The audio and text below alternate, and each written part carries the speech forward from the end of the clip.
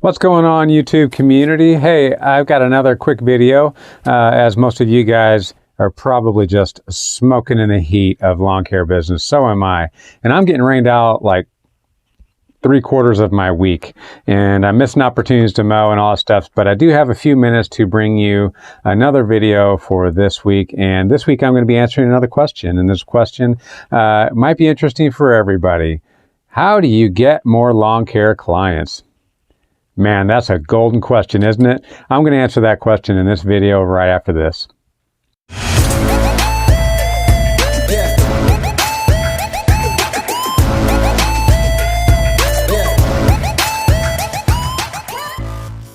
So this question came from one of my newer subscribers, EWR Gaming, and he's been watching some of the YouTube channel, and he wanted to know, because he is a little bit shy, right? Maybe have a little social anxiety, possibly. I'm not speculating or anything like that, but I think we can all kind of identify with that. It's kind of hard to find yourself lawn care clients when, you know, the thought of meeting new people or maybe getting a third degree about your lawn care business might be a little bit intimidating, and I totally get that. I really do.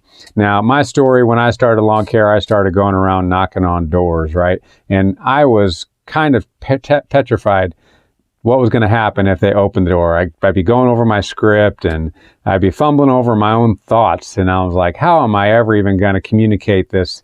If I can't get my thoughts straight, how are my words going to be straight? And I had some anxiety with that, and that's perfectly normal. But sometimes, you know, some people are better at it and getting over that, and some people aren't, you know? So there's a couple different ways that you can get clients, and I'm going to talk about a couple different ways, and you might use an all of the above type of approach.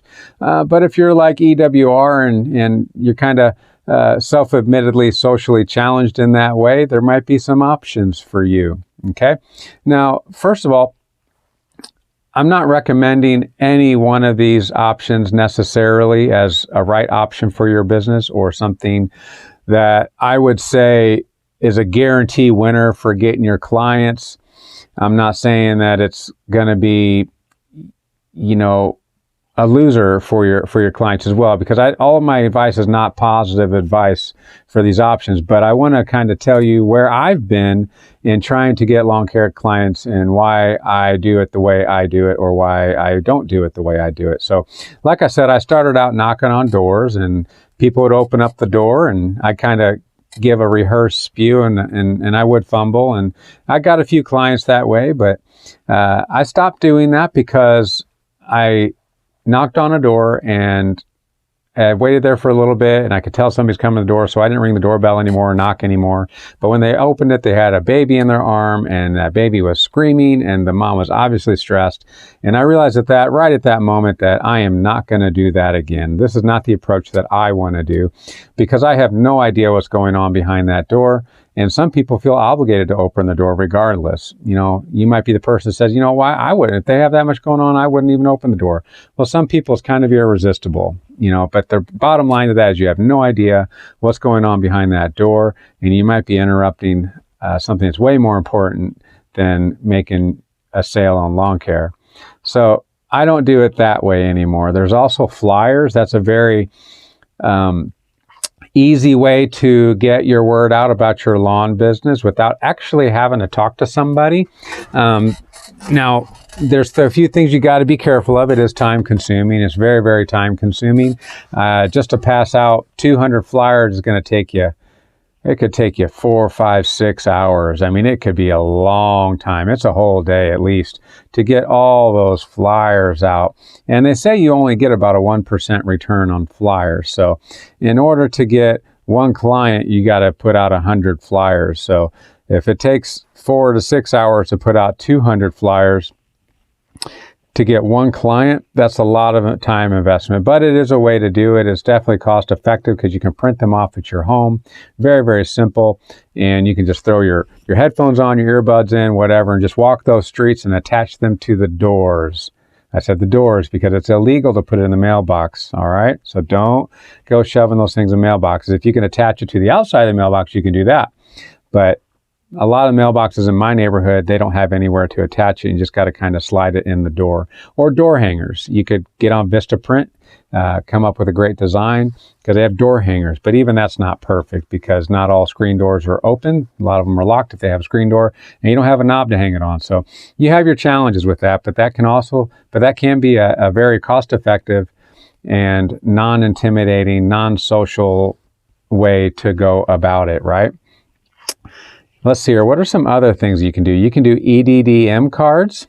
Those are very, very effective in this area. And what that is basically is like cards directly to the customer. They're like postcards. Sometimes they're pretty big, and they go to certain zip codes, and they go to the post office. So you don't have to worry about postage. You can kind of shotgun specific areas within a metropolitan city or town.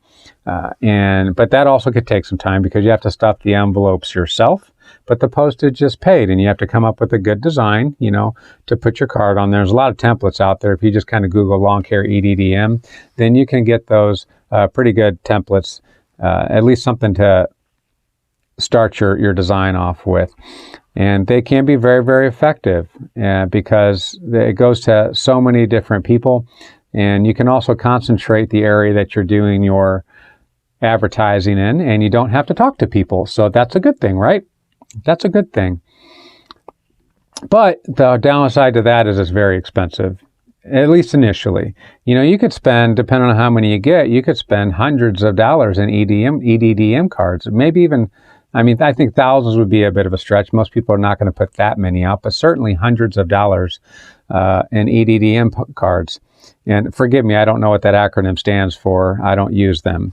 And that's why, because it's expensive. And for me, when I started my business, each year, even if I did grow, I was growing by smaller amounts. I just added a few clients each year, and it was pretty simple for me to acquire customers just based off of word of mouth. So Eddm is expensive, but it can be very, very effective. Other people have said it's not very effective, but it is a kind of a non-interactive way of doing it. And you just wait for the phone calls to come in. Okay. Now, eventually you will have to actually engage your customer. That's just the reality of it. And I think, I'll give you my advice on that a little bit later. The other thing you can do is yard signs.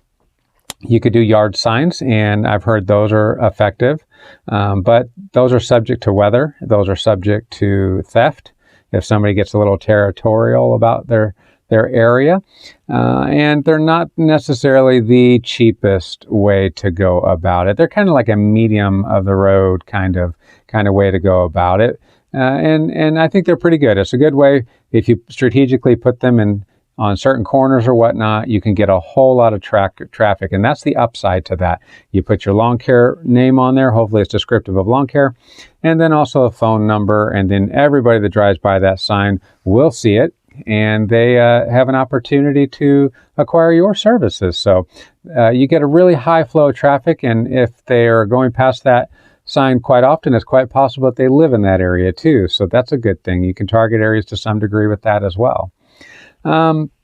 The other thing you can do, these are just kind of some of my suggestions, right? But there's other ways you can do it. If you don't want anything really to do with spending money as far as like signs or flyers, or you don't really kind of want to put the work, you kind of prefer that somebody else do that type of stuff, there's some other things out there. There's Homeadvisor, there's Thumbtack, and there's, what's the name of that one business that people, I had it written down. Lawn Starter. That's what it is. It's Lawn Starter. Okay. Lawn Starter, Thumbtack, Homeadvisor, just to name some. There's Angie's List. You can list yourself on there. But particularly with those three that I said, the Homeadvisor, Lawn Starter, and Thumbtack. The thing about those things, and I definitely do not do these because I just haven't had a problem acquiring customers, but I do get a lot of calls from these people, and they want to, they'll say something like, like, hey, there's a lot of people in your area who are looking for lawn care service or landscaping service, and they say, are you a landscaper? Do you still have your landscaping business?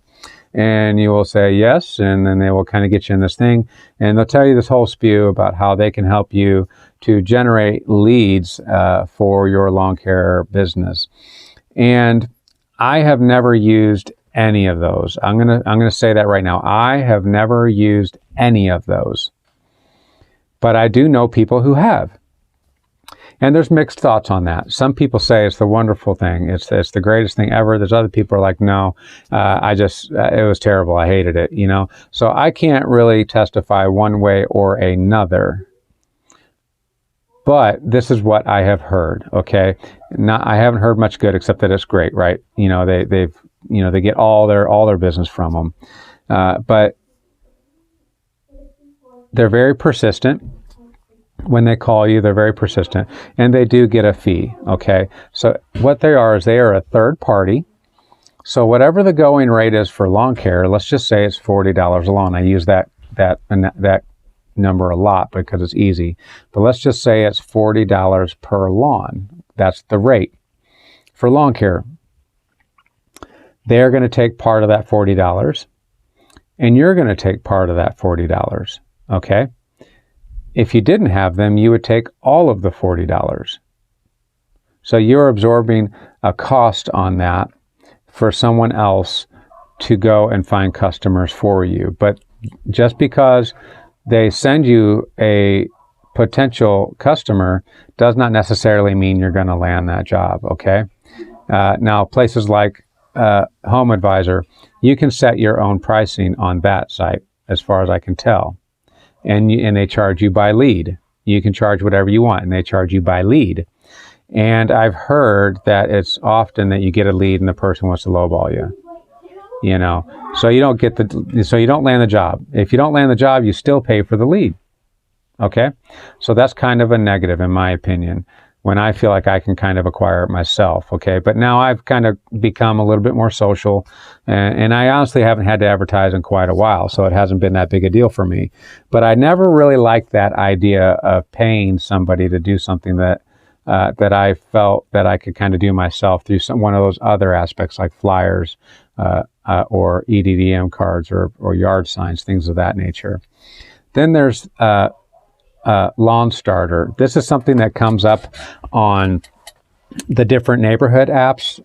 Maybe your HOA has a Facebook page or Nextdoor app, things like that. Whenever anybody comes up with a recommendation for lawn care, this site Lawn Starter keeps popping up. And I've known somebody that tried to use that, and what they were doing is they don't charge by lead. You're basically like a contractor, and Lawn Starter sets the pricing for you. And then you take what a cut out of what they have kind of set the price for, the way I understand it. Now, I have not actually gotten into it, but this was the testimony that I got from the guy. And what was ended up happening with him was the lawns it wasn't being charged enough for these lawns. So he was getting a very small amount in relationship to getting the full amount. So basically through Lawn Starter, he was doing lawns for like $20, $25, and then Lawn Starter was taking a cut of that. I don't think that's good. I don't think that's a good deal either. Okay, even though they do the work for you, you're doing it more as a hired worker rather than an owner, and I never liked that so much.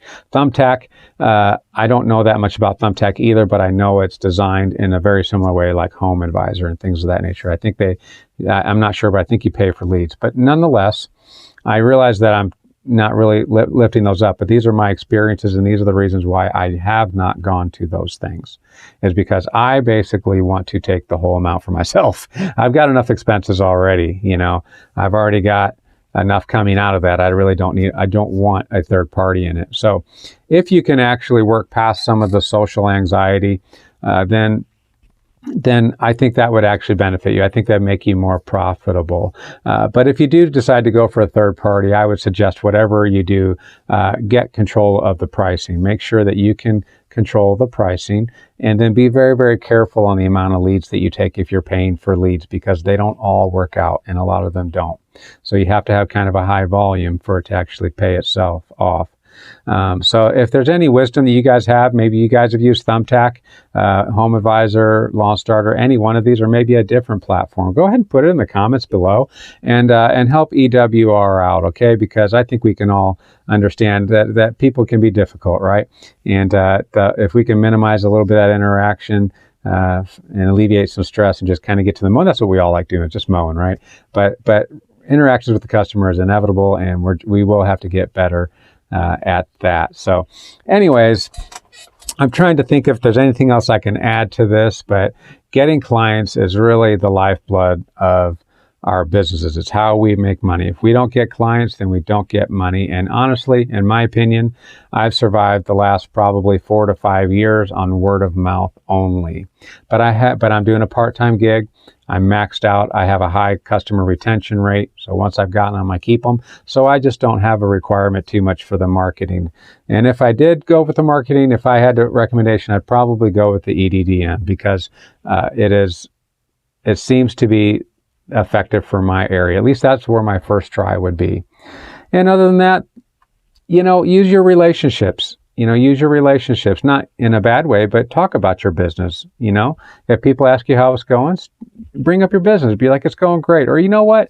I could probably stand to land a customer or two more. That would really help me out. And you'll find that a lot of people that you already know that you're comfortable with will really help you out with that as much as they can. And hopefully you can earn a few bucks off of those relationships, because that's kind of what we're here for. We're here to help each other. And most people don't mind that anyway. It's not offensive at all. So anyways, that's going to wrap it up for this video. I hope it was informative. EWR, I hope that I kind of helped you out, answer some questions. And if there's anything else that I can maybe add, if you got a follow-up question, I'd love to answer that in the comments as well, and just put it down below. And thank you guys, everybody, for watching. Thank you so much, everyone, for the subscription, for helping me promote this channel so that maybe I might get monetized so I can return more back to you guys. So anyways, guys, thank you so much. Remember, pray for me, because I'm praying for you, and we will see you next time.